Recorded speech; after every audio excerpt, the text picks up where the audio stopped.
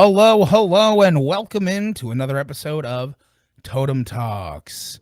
This is season Just 5, so happy to be here. episode 2.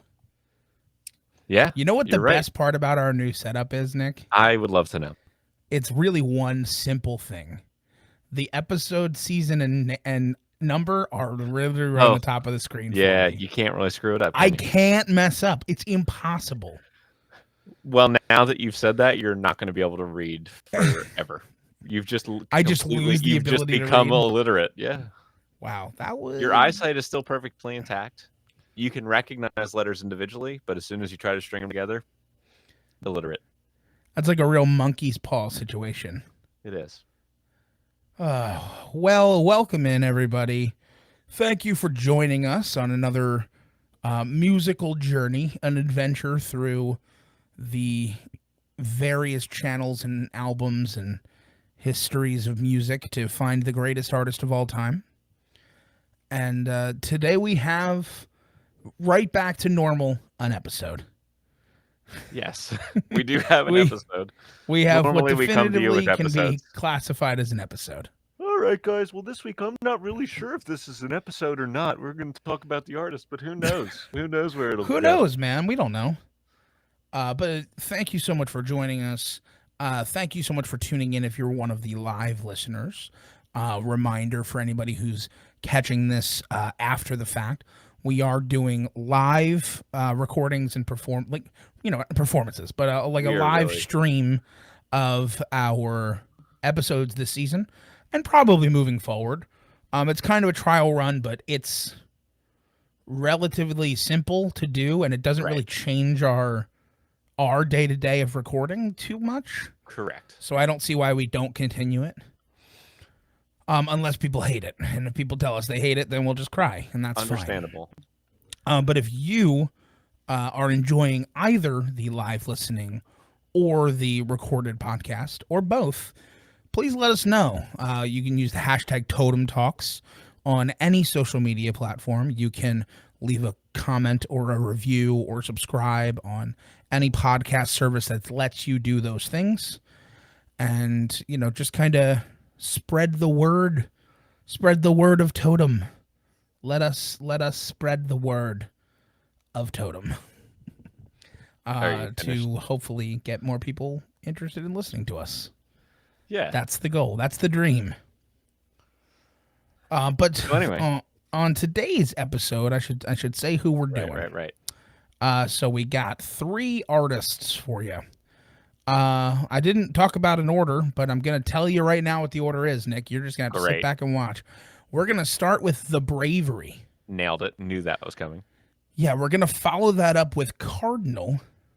Unexpected. And then we're going to close things out with Grand Funk Railroad. I figured that they would be third because I knew they were the only other band we did. That's a great point. But the audience did, in fact, not know that, Nick. Fair enough. So I guess I'll just get started. I might as well just... Tell us about The Bravery.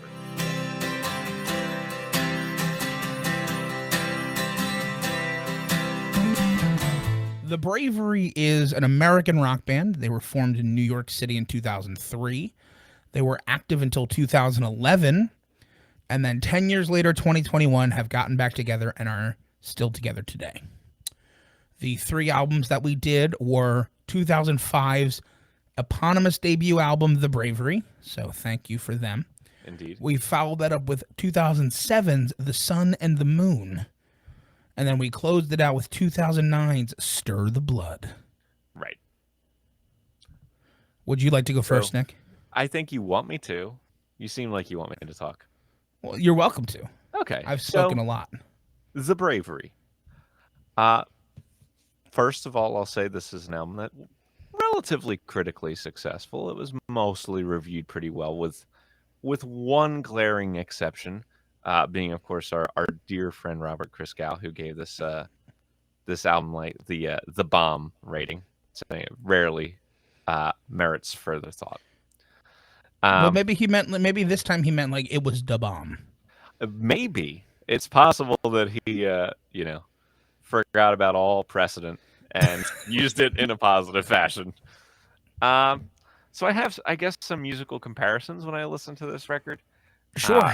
It felt a little on the Killers-y side, but maybe like leaning further into electronica than the Killers did, and a little less into alternative rock, even though it was still definitely both. Um, there was one specific song called "Swollen Summer" that everything about that song screamed Strokes to me. So, like, as particularly the guitar parts, the rhythm guitar and the lead guitar were both, to me, clearly inspired by the Strokes. So it's interesting that we have, a group in the alternative genre around 2005 that is arguably at least partially influenced by probably two of the biggest rock groups of the 2000s that we discussed last season in the Yeah. Strokes. Um, and I'm gonna be honest with you, I don't think this album is as good as either of those 2 bands. I don't think it, really comes close to what either of them did, but it's not bad, it's solid. It was okay to listen to, and, some songs were better than others, but We're losing it. it was fine. Oh, your chameleon cloak is falling off My chameleon cloak, really? my skin because it's changing colors. That sounds way cooler than blue screen. My chameleon cloak. Um, Yeah, the bravery, it was fine, it was fine. At the end of the day, it was fine.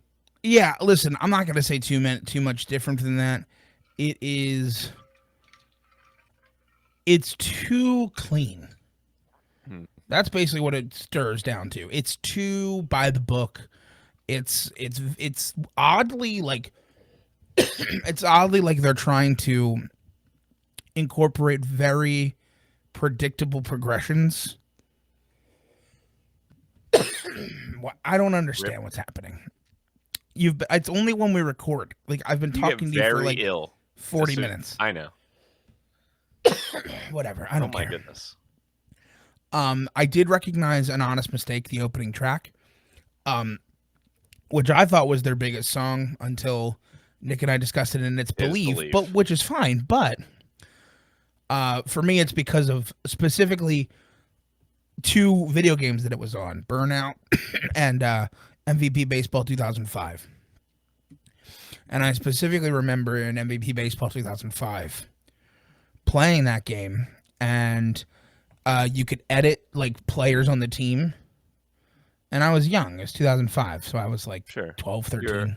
right. And I would just like to make a super team of all like 99 ranked players. So I would just sit there while this song played because it was one of the ones that played the most, and just be like editing every stat for a player. Like I vividly remember that. Like it's like a core memory. Interesting. Yeah, it was a fun time. And then I would make a super team, and I would want to go 162 and 0, Of and course, then as is at normal. right, but then at 12, 13 years old, never played a full season of a baseball game. How could you? So many games, Too many games. which is why I remember doing this, because then I would inevitably stop playing, and then like 6 months later, be like, "Oh, I'll play that game again," Right, and right. redo the whole process. To be young. But to go back in time to what this album was, it was okay. It was not as good as its comparisons, as you mentioned. It was very clean. Nothing was bad, but at the same time, nothing musically left me happy. Sure. My Like, lord. sir, are you okay? It's just like there's a tickle. I got like a Uh-huh. tickle. It's never going away. But The Sun and the Moon was another album that came out by this band. You're right. And it's not too different. Uh, I was interested in the intro, a little 28 seconds from Chopin. That was something a little clever, a little cool. But then it just boiled back down. Like, so this is more indie rock than like the alt rock sound. And it just again feels like they're just living by the mean. They're living averagely. Nothing impressed me. Nothing was incredible. Nothing was terrible. Like this is just a band that existed. Is kind of what I'm getting from the Bravery so far. Which is, it's not bad, but I'm not going to remember at the end of the season. I'm not going to remember we did the Bravery. I see. I see. Okay. I disagree with you. I thought this album was a significant step up from the first one. I think what I didn't like about the first one so much was there were times when it was so electronic that it forgot it was trying to be alternative rock as well. And that did not happen at all on this record. And the intro, which does like have you know some parts from Chopin mixed into it, also had some of the themes that you were going to hear on the first like full song of the record, which is Believe, which is their biggest hit. I really liked the way those two blended together. I think Believe is a really strong track. Um, and there were like down points. Every Word is a Knife in My Ear, I thought was probably the weakest song on the record. Yeah. But then track 7, Tragedy Bound, all of a sudden you get this very unexpected acoustic piece that I thought was actually really very good. Um, and I thought the general level of the songs went from like very easily forgettable and just kind of solidly there to, oh, this is actually one of the pretty good alt rock albums of this era. Um, so I had a good experience I with The Sun and do the Moon. I do agree with you on Tragedy Bound. The whole thing just felt so average to me at this point. Okay. Maybe it definitely compared to itself was probably a step up. I'm sure. Like I agree with you on that. I don't know, just compared to other acts at the time, Okay. especially when you're going to be compared to the Killers. Like Sure. I'll listen to the Killers. Yeah. But and maybe this is part of what I'm about to get into because I'll talk about their last record here, Stir the Blood. The worst of the three. Oh To yeah, me, definitively the worst of the three. So I was like, on the first one, and I did not like this one. And I think that just made The Sun and the Moon stand out a little bit more. But this one, if I said that one thing that I really liked about their direction on The Sun and the Moon was that they kind of found their sea legs in the rock world, and they weren't trying to like overly do the electronic aspect, well, that went right out the window with this record where it became like a full-blown electronica record at points. Um, and it never recovered for me. I found it really difficult to engage with any of the songs. I was pretty bored by everything on this record, honestly. Like, not that I was actively offended most of the time. I just found I was just bored by it. I was just like, I can't enjoy listening to this song. Like, I can't get into the experience of any of these songs. To the point where I was just like, it was one of those records where I was just like, all right, well, hope this will be over in 30 minutes. yeah, Which I hate when that happens. I'd rather at least have some kind of emotion about it. sure. And you know what? You're not going to get some type of loving defense from me. Eh, Here's the thing: the most interesting thing about this, which is also a little bit of a totem talks. 6 Um, Degrees. yeah, a 6 degrees of totem talks. Mm. Yeah. It was that. So, Stir the Blood was recorded at Dreamland Recording, which it was a recording facility in an old 1800s church, Oh which yeah, housed which housed the B-52s as they recorded Love Shack. right. So that's the best I got. And if you remember, we hated the B-52. Yeah. Oh, you know what I'll say? That's good. That's positive, and I'll see if you agree with me. The Yeah. cover artwork is very interesting. Oh yes, that's very true. That's very true. The little chicks, little Yeah, chicks, little birds. little birds. Yeah, but the music is at best okay. It goes downhill from there. Yeah. Track 4 was just kind of dumb. I'm not gonna say the name.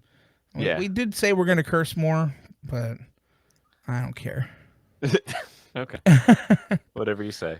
It's so, dude. It's ridiculous how ingrained it is to me from gigs that like I don't curse when I'm like in persona. Sure. So do You you know what I want me to? mean? So the title of track 4 is Hate Books. Hate books, exactly. Yeah, But it's actually like crazy to me how much like it's like a visceral like stopping of doing it. Because like that's hilarious. even when we're at bars where like we'll do creep, You have and to it's keep your it's a eyes bar peeled. full of adults, Yeah, and I still yeah, say very you do. special. Like I can't force myself to do it. But in real life, as anybody will know, I am a sailor. Right. That is his I profession. I'm a sailor by profession. Arr, I'm a sailor by profession. I didn't say you were a pirate. Every sailor talks like that. It's day All one. right. Day one. This is your training. We might as well just grade the bravery. Let's just do it. All right. I mean, you knew another song from a video game, so I am open to giving them more than the standard one hit wonder. But I will Yeah, say Believe for sure was the one that, like, that's their I gold mean, single. I'm going to tell you this, an honest mistake, never charted higher than 97 on the Billboard Hot 100. And it did hit 12 on the alternative radio waves. So I'll give you something for Kitty's that. with me. I'm talking like a pirate. Anyway, Yeah. Okay, good. But Believe was definitively the hit with the gold record. I am more than happy to give them a 1.1. Done. Okay. So Breath of Work, we covered all 3 of their albums. So that was cool. Yeah, We know everything about which they did just recently get back together in 2021. So there might be a 4th album coming in the future. yeah, there is a chance that there's a fourth album. Uh, there's no quality bump. If No, anything, I'm there not could gonna. be a quality loss for the third album, but I'm okay Yeah, not doing I'm that. not gonna do it because I like the second one enough where I would just like kind of with the first one. I'm just going. It is what it is. And Which would just be then a 2.5. yeah, they did have one British gold and they have one gold single. So I'm not gonna kill them for sales. I'll just kind of leave it. Yep, I think that's fair. 2.5. Instrumental. Um, It's okay. it's okay. Yeah, exactly. Like I think there were times when the guitarist did things that were interesting for sure. Like I would not knock the guitarist and say he was not a solid musician at all. Yeah, I mean The Michael Zachrin, he's okay. yeah, Sam Sam Endicott's a Endicott. decent singer, Yeah, he's definitely got one of those voices where it's a character voice. and it's so 2000s. It is. Yeah, it Like does it's so sound like stuck in that era. it's so 2000s, that Hmm. whole vibe. Yeah. Like even like Honest Mistake where he does like, he said, "Don't look at me that way." Like it's Yeah. totally, and then he's got the little bit of the falsetto. But he's not bad. No. No one else is really jumping out at me. Yep. Yeah. I So think I it. mean, I'd be fine putting them right at what a 5 is, which is another 2.5. That's we don't do that for instrumental, Pat. Nope, I don't care. So I mean, I would be happy to give them the 5, I don't and then care. move on to songwriting. 2.5. I Okay. now hate them. I will. I don't Yeah. want. I won't change my score. So Fair now enough. I will change my opinion. I hate them. I understand. No, five's fine. For songwriting, I don't like. They just weren't the first one to do that. Like I could hear their influences. I don't think the individual compositions were necessarily bad. Most of the time, but Yeah. sometimes they suffered for me. Essentially, like I'm not too far off from around average. They don't bring anything new to the table, but there were like a few small areas, a few songs where I would kind of nerf them a little bit. They're going Yeah, to be a and little bit under 2.5 for me here, but not like terribly much. there was just things that at best felt okay and at worst felt derivative. Yeah, I'll give them the credit for the albums where at least I could hear the differences between them. Like there was Yeah. definitely something different there, just enough. But I would probably be willing to give them like 2.2. Still take a little bit off. 2.2 is great. And poetic talent, last but not least. Yeah. Um this one's hard because this felt entirely derivative to me. Okay. Like of the time period, Mm, it's they're alt rock slash indie, so like they're writing about like how they're a little misunderstood hmm and like how love doesn't really work and like, like we're all human, like honest mistake, like the whole song is basically that, like don't look at me that way, it was an honest mistake, don't look at me that way, it was an honest mistake, like that's the whole chorus is just Mhm. two lines. But I do think there were definitely times, particularly on the second record, where I was like, okay, like that's solid. If not groundbreaking, it's at least Yeah, and interesting. again, I'm not saying they're like a one, I'm not ragging them for being No, bad. absolutely not. This whole band just screams Average to you. average to me. Yeah, and I think Like, that's kind of a fair place for their poetic yeah, tone. so right at a 2.5. Yep. Is there X Factor? I told you the only story that could have given them X Factor, which is me playing a video game. Yeah, that's not gonna cut it. I don't think it So is either. we're gonna have to move on to Cardinal. Let's do it.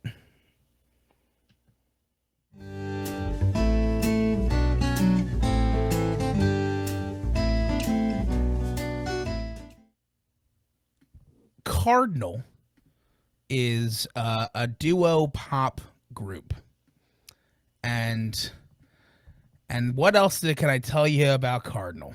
Well, I can tell you what they are not, and I think that's important. Yes, please tell us Cardinal what they're not. Cardinal is not the Cardinals, the 1950s R&B group, No. and they are also not the Cardinals, the rock band founded by Ryan Adams. They are the one that Pat said they are. There are three groups called Cardinal. Two of them are the Cardinals. This one is just Cardinal. Yeah. Also, I need to know how to time someone out in Twitch. Oh, yeah. You didn't like that last comment? I need to. Oh, I can add him to the I'll block have. list. Ooh. Oh, I have Okay. power here, Keith. Don't mess with me. I'll Talk have. about my ego. I was gonna say. I feel like he's answering the question for you. I don't have an ego. I should have an ego. Maybe we'd be famous if I had an ego. If I was like one of those like diva, like storming off stage, throwing microphones. That would be great. Yeah, wonderful for everyone. Well, it's very wonderful for the entire band. But Mhm. like maybe my antics would start to make like articles in the news, and then people would maybe we draw a crowd to watch Yeah. me. No, So, I mean like all those like '80s rock stars who like trash hotel rooms, and people love that stuff. well, You know what I was most interested to find out about Cardinal though? go ahead. Yes, nor are they from St. Louis, says Keith. Uh, was that they were American? They are Because if you listen to the music, they certainly don't sound American. right. They are affecting accents of some type. And I think that's because Richard Davies is a transplant from Australia, Interesting. which makes a lot of sense now, like putting that all together. Uh, it is my turn to go first. And It I'm is. really Did you want delaying. to say what the albums that we covered were, or Oh, anything else? yeah, I mean, you sure. really went off on a tangent, buddy. So, yet again, we've covered the entire discography of this band. We Yes. covered the eponymous debut Cardinal from 1994, and then we covered Hymns from 2012. And Cardinal is so they're indie pop, chamber pop, kind of Baroque Baroque, yeah, definitely pop Baroque. stuff, which can lend itself to being extremely interesting. And I'm going to be honest with you. There is one comp that jumped into my brain for the sound of their combined voices. I'll get into the music in a minute, but my God, did they remind me of the Wiggles, which now that I found out he's Australian, it makes so much more Well, there sense you because they're go. Australian. But like in terms of vocal like tone, like it sounded like the Wiggles. Fascinating. Like they weren't really harmonizing super well. It was just one dude would sing like I love this thing, and the other guy would like love this thing. I have a good time, have a good time. Like that was the entire thing. Now, instrumentally, there was more going on and there was some interesting stuff. The Baroque classical influences was pretty obvious throughout. It was interesting how they kind of went back and forth from more orchestral instruments to like electric guitar. Like all that stuff was Mhm. interesting to my ear at times as like somebody who enjoys that style of music. But man, vocally did it pull me out of almost everything at times. And that's kind of where I'm at. Like they're not like a terrible group to listen to. I didn't like really hate listening to them, but it was like if the Wiggles became a Baroque pop group is what it Interesting. is my comp.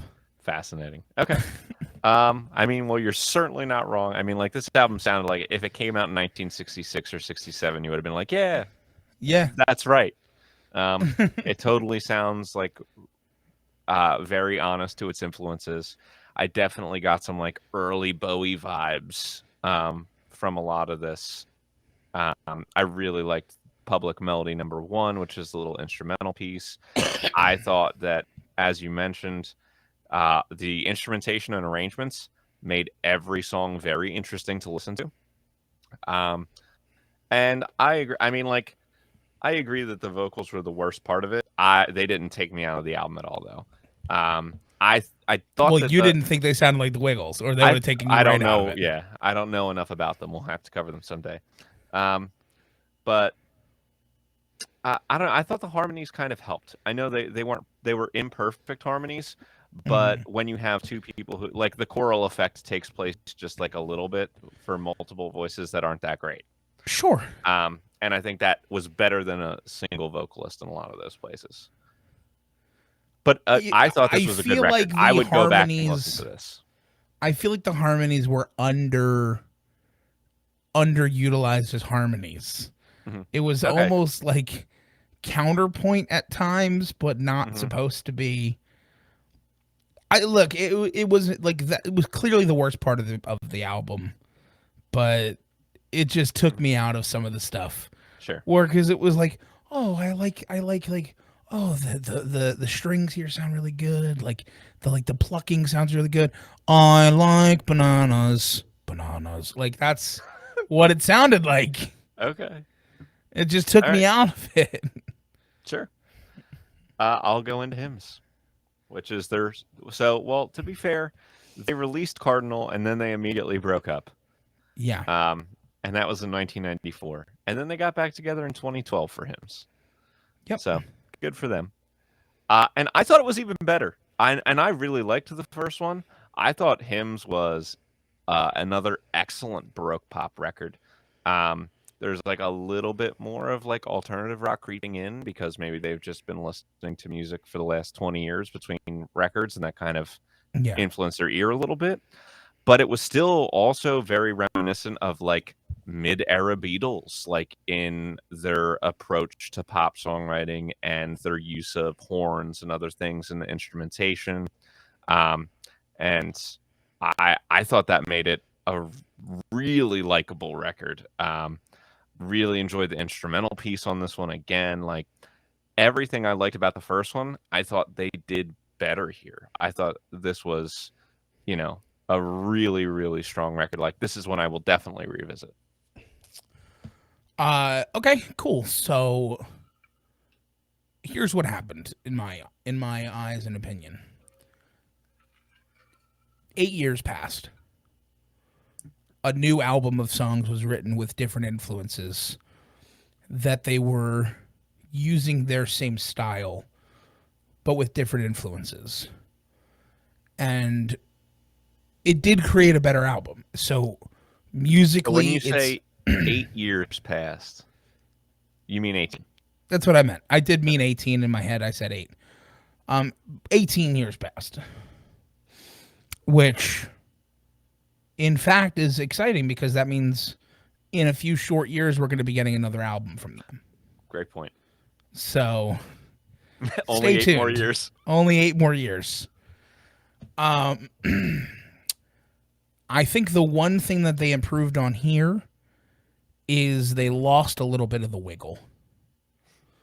They actually sounded like the vocals were meant to be in the songs. Hmm. And the harmonies, while not great, I mean, they're still not vocal virtuosos. Like they're not that's not the case here. But it's less pulling me out of the song, and they actually are incorporating like harmonic lines at times and doing a little bit more than what they did before, which I will not do another impression of. But it was better in the fact that I was able to actively listen to the music all the way through and not be pulled out of the song by like kind of chuckling as I'm working, which honestly they had every chance to really succeed for me because I was a little bit more passive on that first album because work's been kind of busy this week and I've just been really kind of pushing through the work as I've been listening. So they had every chance for me to not really get that hung up on the words and the music, or on the lyrics and the melodies of the song, like the vocals. But man, they've made it happen. But in this album, I was expecting it and didn't get it as badly, which is a good thing. Hmm. Which means by the time 8 years from now in 2030, I will probably really like the third album. Like if they continue improving in the specific ways that they improved between one Hmm. and two, album number three is going to be like top tier for me. Okay. That's kind of what I got. Fair enough. So Then we I should guess we grade grade them. them. I'm going to be honest. This might not even be the most famous band named after this bird, and the bands named after this bird are not famous. That is correct. I mean, Uh, their first album was well reviewed critically. I got nothing. Like, sure. I don't know how to not make them a point one. Is what I'm saying. Um, let's do this. Okay. We'll give them a point one, and then move on to the next group. next thing. Alrighty then. Um, well, there are two records. No sales. There are no Um, sales. I'd be giving them No a quality solid quality dip. bump. I'll give For them a me, I quality bump really for album enjoyed number it. two. I will definitely give them a quality bump for album number two. At the end of I'm the day, not it's like giving them 2 one for the first one. points. The Wiggles the Okay. Wigglesness hurt the first album. It's 2 points basically is where we're at. 2 points. That's a lot. Well, they would be getting about like 1.7, 1.8 before a quality bump at all. Fine. 2 points sounds So, good. and then instrumental talent, which I will say again, I think this is a band where musically we're looking at a case of really good arrangements and orchestrations, Yeah. and not necessarily excellent playing. Sure. Um, nothing wrong with the playing at all, except for vocally. Yes. Vocally there was definitely issues. Um I'm gonna be honest with you. It felt a little below average at times. Not in like wrong notes were played or things like that. It just felt like the volume of instruments that I was hearing at times meant that there was a simplified version of the instrument being played. That's kind of what came Okay. across to me. Like it didn't feel like if you're like it didn't feel like the baroque aspects of it. Like I've heard baroque classical music and baroque pop, and it sounded like 80% of that. Okay. I could have had more, and then the vocals dragged it down a little bit from there. Okay. I So mean, where do you want to be? arrangements are going to be good though. I like the Arrangements, I arrangements. think, are very strong. But I'm a little below average. Yeah, I mean, I'm fine with that, but I'm not leaving the fours either because I don't think that other than the No, vocals, no, there's no, anything no, worth complaining about. no. And honestly, here's what it'd be: if this was an entirely instrumental group, I would be hovering right around a 5, Sure. maybe like a 4.9, Okay. because of what I said before. That's not really Fair. pulling too much away from them. So where do you want to be Then with the vocals, I'm probably at like a 4.4. then there you shall remain. because they really pulled me out of that first album, man. It Sure. was so tough. It was tough. Now, I'm going to be very honest with you. Sure. I think a band like this, had they released 6 albums, could easily have found their way into the sevens in the songwriting category. Okay. Really strong stuff. So we got to take about a third of that, and I think it's going to put us in the twos somewhere. Correct. But I don't. I think like a 2.5 isn't too much for a group like this because of the quality of the Two arrangements. and a half. So you would think a 7.5 Yeah, if a group that like for this 6 albums. consistently, put together this wide variety of songs with a wide variety of orchestrations, all done in an interesting way over and over again. Sure. That's a very strong score. That's better than most bands too. You know what? I will give you the 2.5. You are definitely feeling more strongly about it than I am, Okay. so I will defer to you on that one. And then Poetic Talent, I don't really have anything. I honestly, I was so wrapped up in the orchestrations while I was listening to this, I barely even noticed that there were words. Like I That's fair. listened to the second album while I was out for a run, Yeah. and I was enveloped in it. Like I really, really enjoyed it, but I couldn't have sung back a word afterwards. No. It was just the music.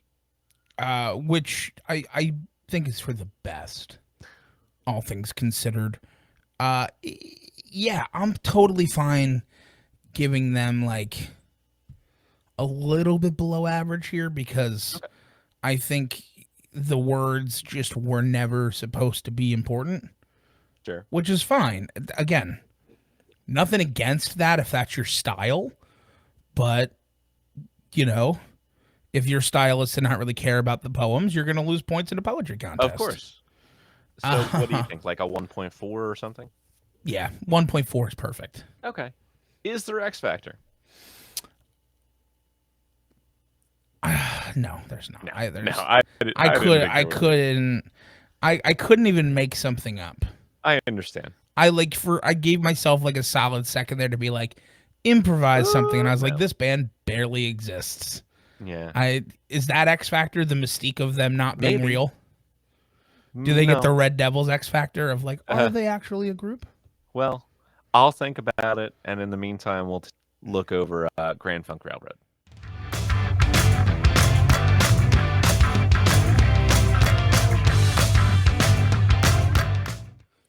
Grand Funk Railroad, which apparently sometimes is shortened to Grand Funk, so Yes. they are in fact less railroad than Grand or Funk, That is correct. is an American rock band who achieved their peak popularity during the 1970s. It's funny that you said that because I feel like they were very vocal about being an American band. Like they were always saying, "We're an American band." That was the thing that they were known for. 100%. And here's their years active. It's a doozy. Oh boy. It's been a while since I've had one like this. So 1969 to 1976, then again in 1981 to 1983, then again 1996 to 1998, then again from 2000 to the present day. Yes. Because they just couldn't quit each other. No. And the 3 albums that we covered, which for the first time on this podcast was not the entire discography of the band. Right. Just throwing that out there. We started with On Time, which came out in 1969. We followed that up with Closer to Home from 1970. And then What's Funk from 1983. What is funk? And Nick, it is your turn to go first. Okay, I will. So to a few things to clear up as we go into this. One, Grand Funk Railroad's a fairly popular group. They've had a string of hits. They're not on this record. You will not necessarily know the songs on this record unless you're a fan of the band. Sure. Two, it's classified on Wikipedia as heavy metal. Yeah, which is just so weird. It's wrong. It's just wrong. It's like 70s rock. It's like very clearly 70s rock. Mm-hmm. It's not Totally. heavy metal. Yeah. But there was a comparison while we're on the subject of heavy metal that I would make because several times on this record, they go with like the dual vocal approach, where Mark Farner, who's the guitarist, piano player, harmonicaist, and Don Brewer, the drummer, both sing together in harmony in a way that was very reminiscent to me of Uriah Heep. 100%. Yeah, because it took me a while to figure out what the comparison was. I'm like, this sounds like an artist we've done. This sounds like an artist I listen to. Like, what is the? It sounds like Uriah Heep in that style, which is a strong comparison because Uriah Heep is a band that we really liked on the show, and that Yeah. I really like off of the show as well. Um, and this was some really enjoyable hard rock and music. Um, it was rooted in blues most of the time, but there was more to it than that. There was some interesting riffing going on. Um, it was it had a loose feel to it. A lot of like just jamming and ripping around on the instruments. Yeah. The song TNUC had a nice long drum solo in it that was very cool. Um, so there were no slouches. I think the band was strong. I think the songs are really really fun, and you know, it's a good record. It's worth checking out. It's maybe not what you think of when you think of the hits, but it's definitely a record that's worth a listen. Sure. And I completely agree. I think first thing that jumped out at me, besides the fact that this album is quite long at 50 minutes, Yeah, it is. it felt long. Not necessarily in a bad way, Mhm, but I think most of the other artists were a little bit shorter this week in the 36-minute mhm. range, so that felt long to me. We are clearly dealing with the first and second best singers of the week Mm. in this group, Mark Farner and Don Brewer. Now, neither one is like jaw dropping, amazing singing, but they're very good. They're They have good. very dynamic Yeah. ranges, really comfortable, like nailing the pitch, Mhm. and it felt good tonally, especially with the tones in the music. And this just felt to me like solid 70s rock. I know it's 69, Mhm. but solid Yeah. 70s, like almost in like we're almost dealing with like an arena rock sound in this album. It's like Like, halfway between Led Zeppelin blues jamming and arena rock. It's halfway yeah, between like that. like we're starting to get like it's like the precursor to what arena rock is. It felt like to me, which is not necessarily a bad thing. I think arena rock has a kind of a bad rap, but isn't necessarily bad. Doesn't have to be. No. It doesn't have to be bad, and I don't think it's bad here. I did like the drum solo, Mhm. and fans call it T-Nuck though, so Sorry. I have no idea what fans call it. TNUC. I don't know. I don't know either. But it was good. It was really good. And I think overall, the album was good. Now I'm going to bring us into Closer to Home, and I specifically wanted to wait to say this until we got to Closer to Home. Closer to Home uh, achieved gold status in 1970. And it's one of 4 Grand Funk albums to reach gold in 1970. Wow. So this album, so On Time, while it was released in August of 69, went gold in 1970 after the release of the Red album, which is Grand Funk. It's the self-titled album. And so this album came out in August, and then Closer to Home came out in June of 1970 and went gold. So 3 recorded albums, and 1 live album all went Fascinating. gold in 1970 for That's pretty Grand cool. Funk, which is that's just crazy to me. Like that's such a wild thing to happen. Like 4 Mhm. albums in the same year went Yeah. gold. So just impressive. Just impressive. Totally. Also the fact that this is their 3rd album, and so which means like in between August and June, which is 14 months. They released 3 albums in 14 months. Yeah. Yeah. That's wild. I mean, that's Turning them just a out crazy, crazy pace to keep for up sure. with. Uh, um, Going into the actual songs themselves, this is kind of another out. Like, there's one specific Grand Funk Railroad song, which is the titular song of this episode, the live recording of this episode. I think we're changing it for the Okay. release, but it's Totem Talks is Some Kind of Wonderful, which is the Grand Funk Railroad song that everybody knows, which we didn't get to cover. I mean, I would imagine people also know we're an American band. Sure. Maybe the Locomotion, and then the title track of the song, "I'm Your Captain, Closer to Home." I I certainly feel knew them like, all. yeah, but Nick, you need to hold yourself to a different standard, my friend. As we've discussed multiple times, you are a crazy person. Well, those are their high, like we're an We love American that about band. you. Let me put it this way, Patrick. Some Kind of Wonderful was a platinum single, but they had two other singles chart higher. They had two number ones, and neither one of them was Some Kind of Wonderful. Charting higher. I'm just saying, like, we're an American band and the Locomotion were both number one songs. Right, but So what I'm it's saying hard is to say that they're charting not higher, like big songs. there's a difference here. So charting higher means when you were released you were more popular. Selling more and certifying higher means more people Long throughout lasting. time have heard you. Typically. If Right, you're we're a an number American one, band is also a platinum single for the record. sure. And listen, I'm not saying nobody's heard of any of those songs, but I'm saying Some Kind of Wonderful is I would say the biggest one. It's the one that is in the most things other than albums of Grand Funk. Like, it's the one that you hear on the radio more. It's the one that you hear in movies more. It's the one that there's a movie named after it. It's also not their originals.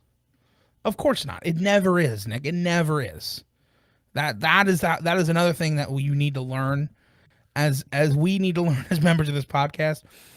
Like, more often than should be happening, a band's biggest song is a cover, which is crazy to me.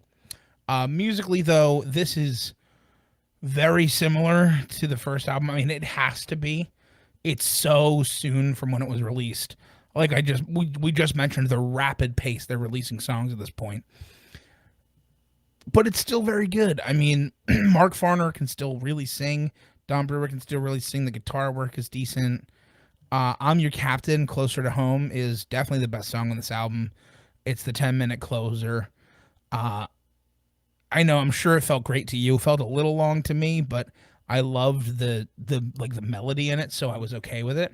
Yeah, I mean, it's already it was my favorite song by this band years before we even started this podcast. So Sure, which I mean, it's the longest song we did by them, so that makes sense. yeah, But yeah, I mean, it felt a little long to me. I would have probably preferred it at like the 8-minute mark. Would have felt a little better to me because it got a little bit repetitive towards the end. But you know, say la vie, to each his own. yeah. But for the most part, really enjoyed it. And yeah, that's the best I got. I enjoyed it. I thought everything on it was decent. It obviously charted well. It sold well. It's certified, and I understand why. Yeah, okay, and I agree. It was a good album. I really enjoyed it. A lot of the songs are kind of like really great rockers, to just kind of kick out the jams to. But then, and they had all been on the first album, and they had all been for the first three on this record. But the one I want to highlight is "Mean Mistreater," which, like, Yeah, all of the sudden you have this very wonderful electric piano driven song, which I thought was super cool because it was something you hadn't really necessarily experienced from that group before. And other than the title track, it was definitely my favorite. I really loved that. And I loved the incorporation of the electric piano sound uh, on a few songs there after that as well. sure. I think it was something that really fills out the band and sounds good with them. There was some nice wah guitar riffs going on at different points. It was all good to listen to, musically, instrumentally, vocally. And one thing that I think continues in this album, uh, from the first album, that I want to use as kind of my segue into their last record is, again, you get the feeling that this is a very loose group. I'm not saying they're sloppy at all, but for a lot of the songs on the first two records, not necessarily every single one, but a lot of the songs you get a feeling this is a loose group. These guys are jamming, they're having a good time, they're doing maybe some live takes and nailing down some solo sections and having fun. Sure. I do think I know you're about to get into that. Hmm. I definitely think that that more than anything has to do with the like prodigious rate of release. Could very well be. Is like Hmm. if you're a jam band, you're just getting in the studio and improving until something happens and then building a song like that. Right. It's definitely a way to do it. Hmm. Like it definitely I understand completely it's a way to do it, and that probably is contributing to how they're releasing as fast as they are. Hmm. So that feeling definitely is distinctly different on this last record, 1983's What's Funk. Yeah. Now, this I can tell is you what's not funk, this album. sure, but it is, you know, very um, intentionally constructed um, rock tunes. They're not going to be long form anymore. You're going to get like anywhere between 2 and 3/4 of minutes and like 4.5 for everything. Yeah. Um, they're looking for. They're definitely more like fun little 3-minute singles oriented on this record than they were for a lot of their other stuff. But I don't think that makes the songs unlikable for the most part. I think they're still good rock songs that they've just thought out in a different way. Sure. Um, it is definitely by far the most arena-ish of the three records. Yes, sir. And then at the end, like, okay, so one song on this record threw me for a loop.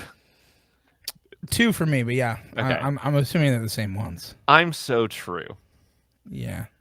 I had no idea what was going on with that like drum loop. That like the Sure. whatever the synth loop was, like it was a combination of percussion and drum sounds and maybe some other things. I was just like, what is this loop that's recurring and happening and happen? Okay, like what? And then they start playing the song over top of it, and I'm sitting there thinking like, this could probably be a pretty good song on its own. It didn't need, like it was definitely one of those like, hey, it's 1983. This is going to be a really cool gimmick to make it sound happening and now. Whereas I think the song would have had more long term value if they just cut that loop out because the rest of it I thought was fine. I do think though that you are biased. I think that every human being is. It's true, but I just yet again, Nick, you hate the '80s album. How predictable. And again, I mostly liked it. No, Nick, I heard you say that it was the worst album ever created. It shouldn't exist as music. I heard all these things, man. Well, I don't. I can refer you to my doctor if you're hearing these things. I don't want to go to your doctor. You're the I ones that's making these things. No, anyway. yeah. Yeah. Listen, I don't disagree with you. It was the probably weakest overall of the three. Hmm. Just because the stylistic change was a little jarring.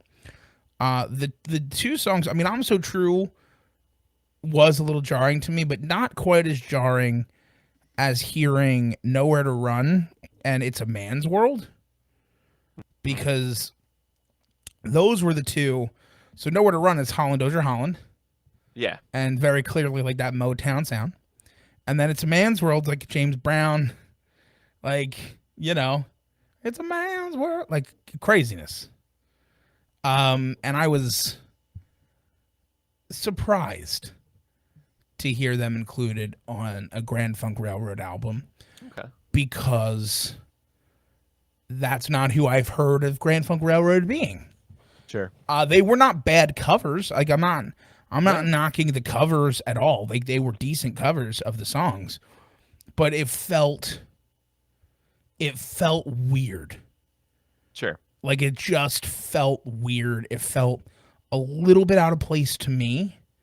Not in a bad way, but in a way where it definitely caught my attention, which if that's what they were trying to do, it worked. Hmm.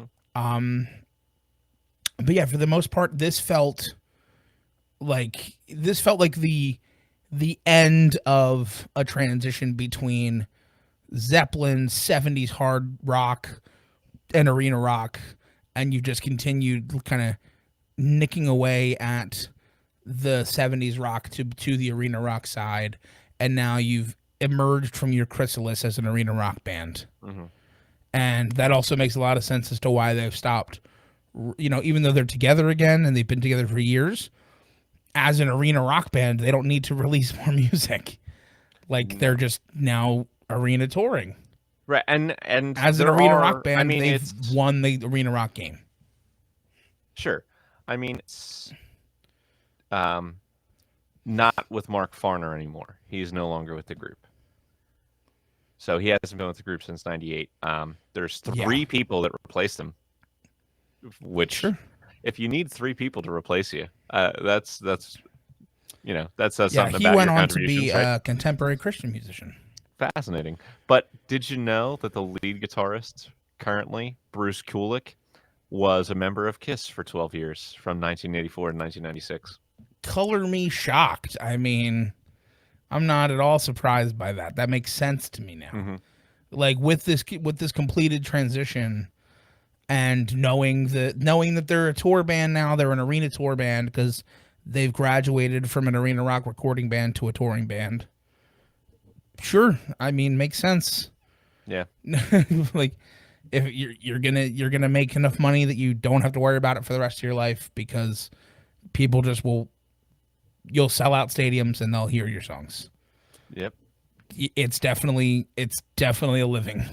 It is. All Let's right. grade them. Let's do it. So, easily the best score of the week. 100%. I mean, not that there's competition here. No, there's not a lot Um, of competition. But Grand Funk Railroad, I mean, was, as you mentioned, I mean, there was a time in the early 70s where they were super popular. All yeah, of their records were certifying. I mean, every record they put out, from On Time in '69 to All the Girls in the World Beware in '74, went at least gold, if not platinum or double platinum in the United sure. States. And a lot of on 3 of those years, they released 2 records each. So that's 1, 2, 3, 4, 5, 6, 7, 8. Their first 9 records all certified. So they were Yeah, consistently popular for that 5-year stretch. And all of the hits that I mentioned previously were on different records. which is very impressive. So I think that kind of, you see that like they were relevant.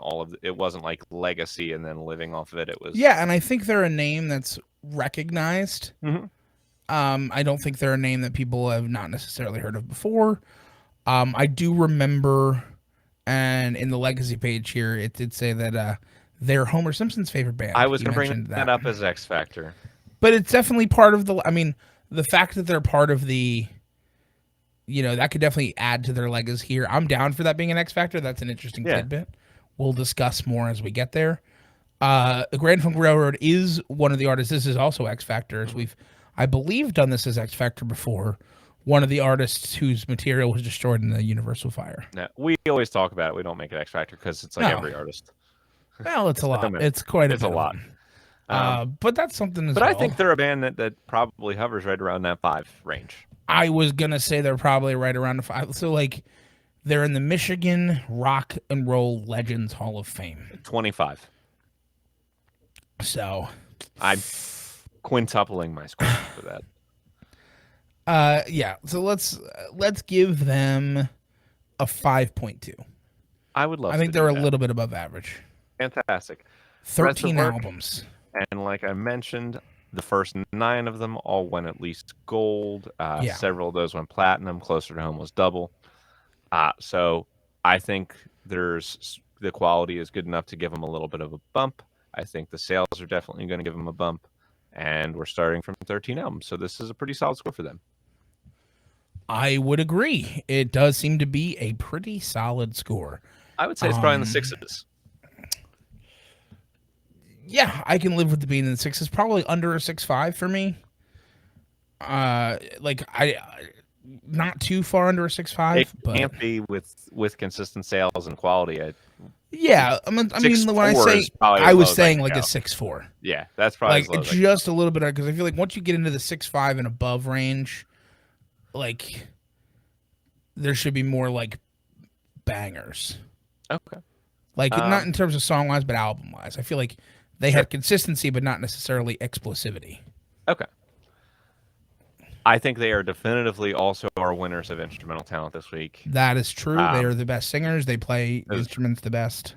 Yeah, everything was good. Everything struck me as above average and strong for a rock band, although not like astronomical either. Like, Yeah, again, I would probably be like about a point or so above average, maybe in like the 6 or low 6 area. sure. I'm fine. I was thinking right around in between a 5.9 and a 6.1, so a So I'll 6 do would be that. perfect. I'll give you 6. Yeah, Um, Songwriting, I think we probably covered one of their most interesting experiments in songwriting with "I'm Your Captain, Closer to Home." yeah, Which is obviously fantastic, and that's definitely above average.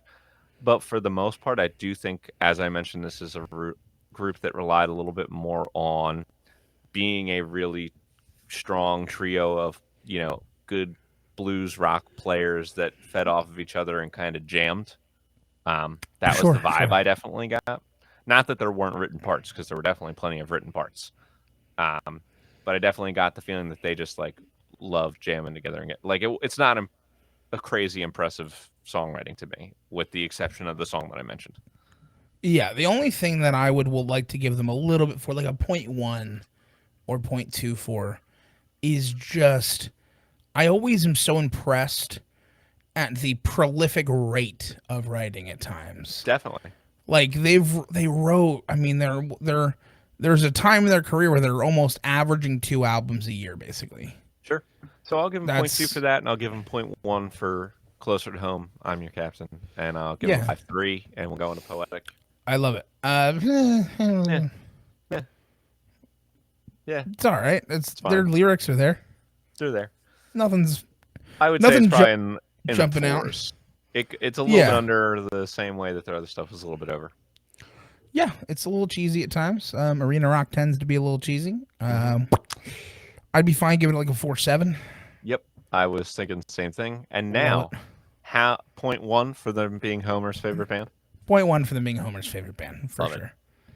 Well then, Patrick, I have our final scores for the week. I'm excited. Okay. And in third place this week, You loser. I feel bad saying it was Cardinal. What was going to happen when you put out 2 albums and no one's ever heard of you? I, again, really liked the 2 albums. 2 albums and no one's ever heard of you. I It's liked the music for one and Yeah. the other one. Yeah. But So you know, I'm sorry, Cardinal. We love you. I like bananas. Like it's weird, Right. man. It's weird stuff. Well, that's okay. Winning this week, to everyone's surprise, Winner, winner, chicken dinner. is Grand Funk Railroad with a 27.7. That makes sense. That It seems makes like a lot of it's sense. that seems like it's right. It seems like It does. things are correct. I agree. And the Bravery, well, I'd say they were in the middle, but let's be real. They were a lot closer to Cardinal. A 13.3. I really believe that if Cardinal also had a third record, they probably wouldn't have lost this episode. You're not wrong. I would Yeah. assume you're correct. But we did it. I mean, Yeah. that's we got through. We were back to a little bit yikesy albums. Yeah. A little bit we more may have- yikesy. We're going to get some real variety on next week's show. We're going to have some very different artists in competition with each other. Okay, And okay. one of those artists that you should come back to hear about is 9 Inch Nails. I love it. I absolutely love it. I think that's gonna do it. I think that's gonna do it for at least this portion, and we will we'll see y'all next week as you continue to hang out with us. We're always happy to do this. We made it over an hour, Nick, and that's something. Yeah. Although editing will probably be under an hour, I think. But most importantly, please make sure you are listening to our stuff and having a great day.